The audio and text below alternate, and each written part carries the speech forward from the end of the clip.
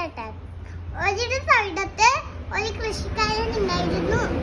ആ കൃഷിക്കാരന് ഭംഗിയുള്ള ഒരു താറാവ് ഉണ്ടായിരുന്നു. ആ താറാവ് തിളങ്ങുന്നൊരു സ്വർണ്ണമുട്ട ഇട്ടിട്ടുണ്ടായിരിക്കും. ആ മുട്ട ചന്തയിൽ കൊണ്ടുപോയി വിൽക്കും. അങ്ങനെ അയാൾ ധനികനായി.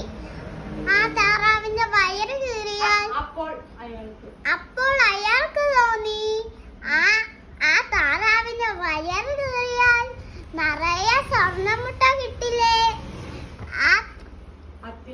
അത്യകൃതയായ അയാൾ ആ താറാവിനെ കൊന്നു നോക്കിയപ്പോൾ ആ താറാവിന്റെ വയറിൽ ഒരു മുട്ട മാത്രമേ ഉണ്ടായിരുന്നുള്ളൂ.